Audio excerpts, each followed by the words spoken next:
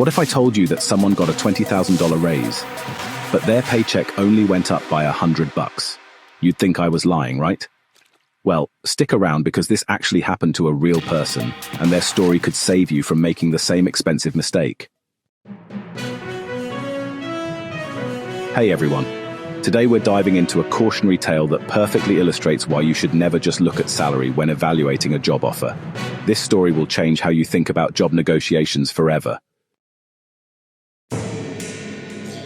So, here's what happened. Someone I'll call Josh recently accepted a new job with a $20,000 salary increase.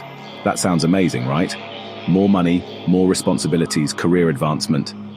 Josh was probably celebrating until they got their second paycheck.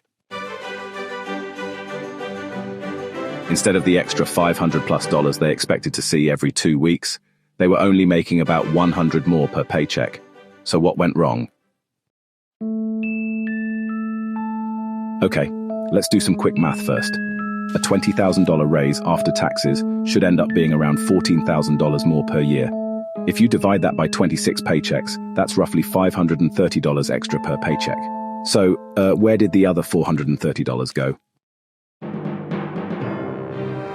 Here's where Josh got hit with what I'd call a triple whammy. Problem number 1, hidden spousal fees. Josh's new employer charges what's called a spousal fee, an extra $101 per paycheck, just for having their spouse on the health insurance plan. Their old employer, no spousal fees at all. Problem number 2, massive premium increases.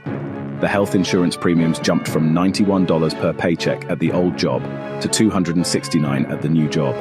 That's nearly 3 times more expensive. And problem number 3, the lost HSA match. Josh thought the company contributed to HSA accounts based on some verbal confirmation, but turns out they don't. This could mean losing thousands in employer matching over time. Now, spousal fees are actually more common than you might think. A lot of employers charge them when your spouse has access to insurance through their own job. The logic is that if your spouse can get coverage elsewhere, why should the company subsidize their care? But here's what's really sneaky. Josh says they checked the benefits beforehand, but the spousal fees weren't clearly disclosed. This is exactly why financial experts always say compare total compensation, not just salary. And you know, Josh isn't alone. I've heard from other viewers who've shared similar stories, like someone whose family health plan costs $2,500 monthly, with the employer covering 80%. That's still $500 per month out of pocket. So, how do you avoid Josh's mistake? Well, here's your job offer evaluation checklist. First, request the full benefits package. Don't just ask for a summary, get the actual benefits booklet with all the costs, fees, and fine print. If an employer refuses to provide this, that's a red flag. Next, calculate your true take-home pay.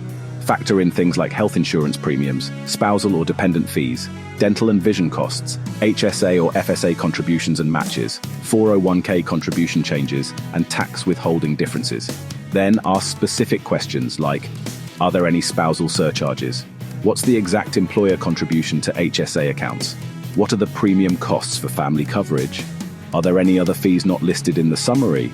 And finally, use this as negotiation leverage.